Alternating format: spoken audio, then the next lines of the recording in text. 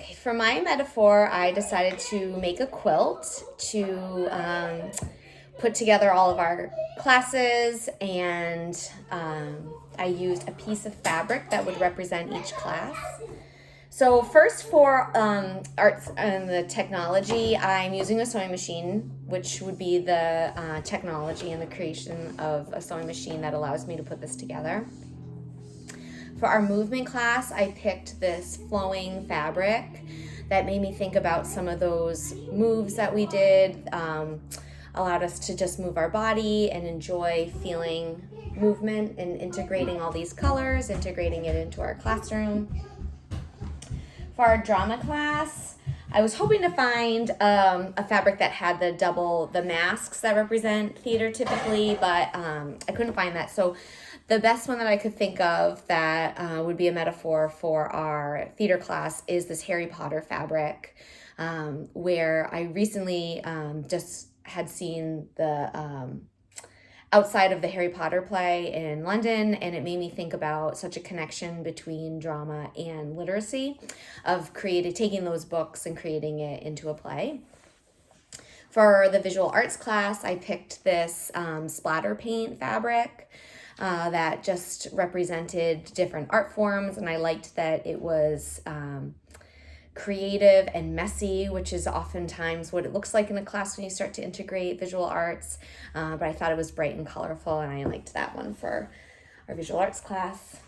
Our community class, I was inspired from this fabric, where we learned about integrating arts in the community and a lot about inclusion. And this says dream, lead, truth, achieve, empower, courage, respect.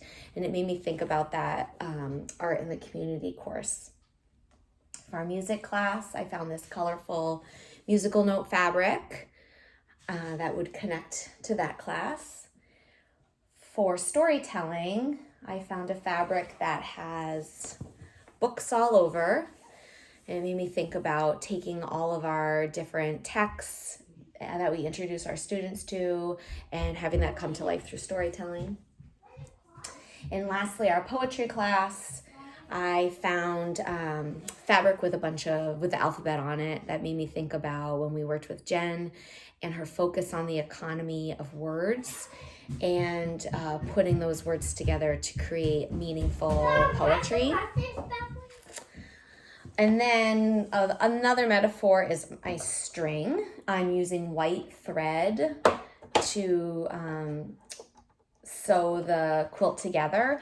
And that makes me think about our arts integration course that we started it with, where it's weaved in and out throughout each course, creating everything and holding it together.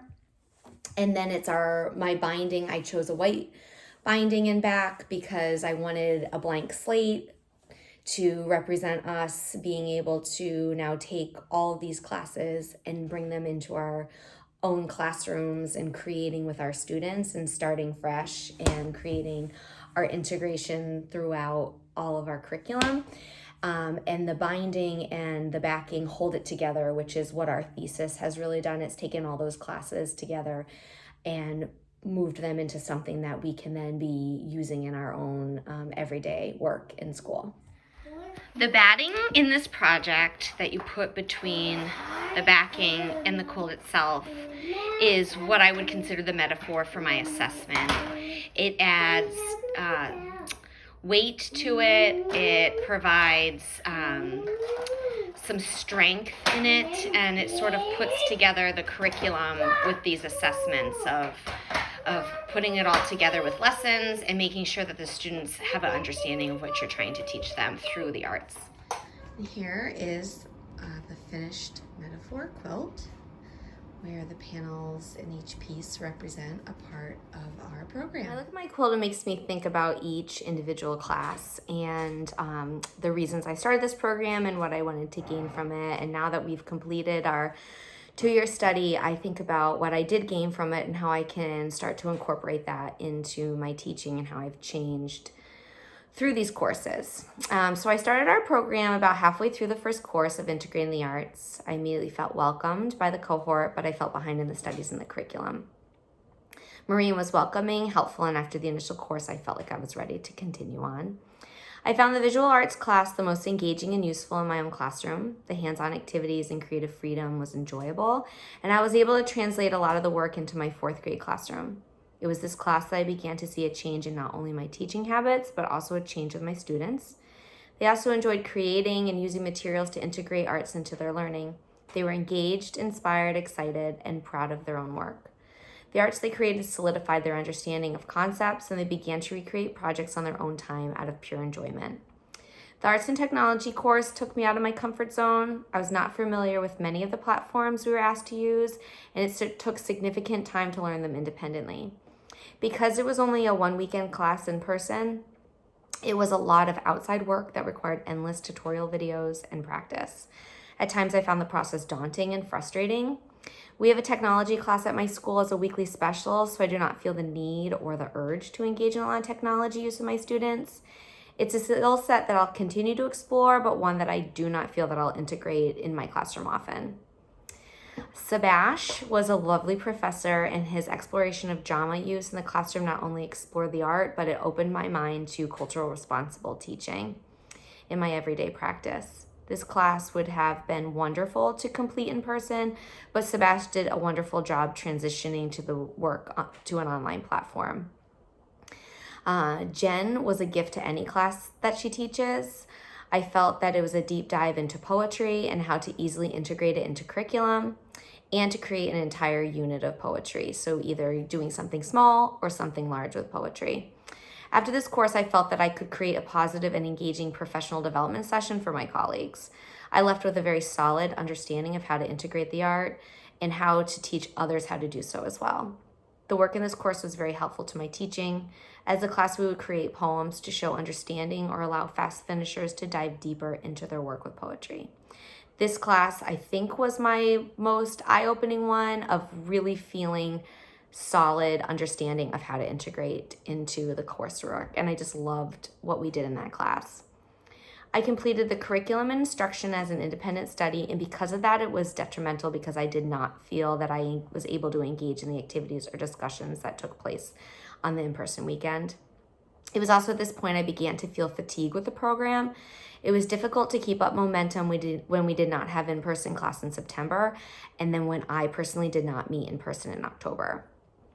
And that fatigue continued with the next 2 months of music class. I had significant high hopes for the music course and was extremely let down.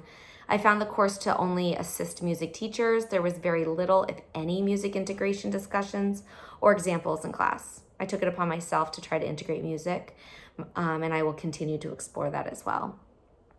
Nora provided a spark of creativity with the storytelling class. It was stressful to have to perform in front of our peers and gave us the perspective of how students most likely feel.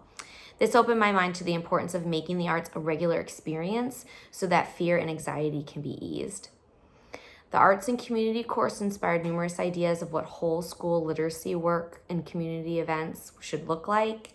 But at the same time, it seems overwhelming to take on while also managing the needs of my own classroom. A school-wide or community-wide event is something that I would love to implement, as I find myself really excited about the ideas, and it's something that I would love to jump into someday.